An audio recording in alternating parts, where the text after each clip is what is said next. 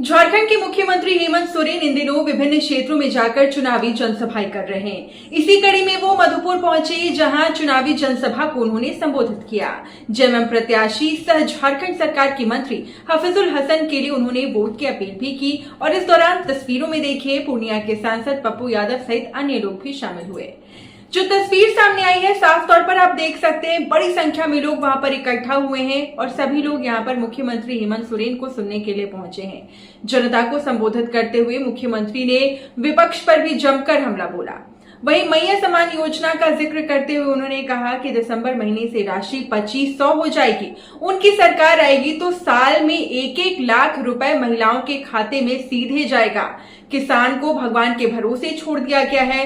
वर्षा पर किसान निर्भर हैं। देश के विभिन्न राज्य के सुखाड़ से किसान आत्महत्या को मजबूर हो रहे हैं, लेकिन केंद्र सरकार के कान में जूं तक नहीं रेंग रहा है। उन्होंने ये भी कहा कि उनकी सरकार 2 लाख तक किसानों के ऋण को माफ किया है। बकाया बिजली बिल भी उन्होंने माफ किया है। 200 यूनिट बिजली फ्री किया है। काला कानून के विरोध में कई किसानों की जान चली गई, लेकिन केंद्र सरकार किसानों के हित में कोई काम नहीं किया है। तो कुछ इस कदर मुख्यमंत्री हेमंत सोरेन यहाँ पर विपक्ष और साथ ही साथ केंद्र सरकार पर हमलावर होते हुए दिखे। एक बार आप भी ये पूरी तस्वीर देखिए।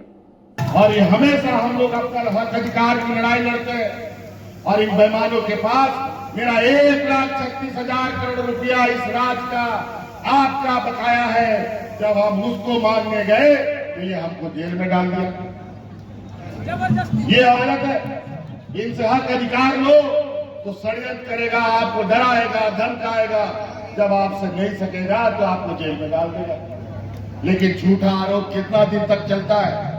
और पूरा देश में इन भाजपाइयों के विरुद्ध जो आवाज उठाया सबको जेल में डाल दिया। कई लोग जेल में ही लोगों की मृत्यु हो गई। एक समय जेल में जाना एक सम्मान की बात हुआ करती थी। अब जेल में ले जाना मतलब उसकी हत्या करना। ये स्थिति बनी। इन व्यापारियों ने जो हालात देश में बना रखा है, आज देश में महंगाई आसमान छू रहा है। 5 रुपया का प्लेटफॉर्म टिकट आज 50 रुपया में बिक रहा है। आज वंदे भारत ट्रेन में कितना गरीब लोग उसमें सफर करता है, हमको बताओ। और जो जनता का ट्रेन था, गरीब मजदूर का ट्रेन था, वो आज तक नहीं चल पाया कोरोना के बाद से। और जो 15, 16, 18 बोगी का ट्रेन हुआ करता था, वो 5 बोगी 7 बोगी का वंदे भारत बना करके लोगों के सामने परोस रहा।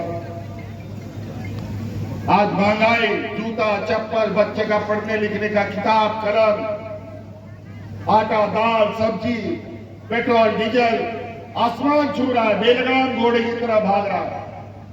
आज ये महंगाई बढ़ा रहे हैं और हम इस राज्य की जनता को उस महंगाई से बचाने के लिए महिलाओं के खाते में 1000 रुपया का सम्मान राशि भेजने चाहते हैं।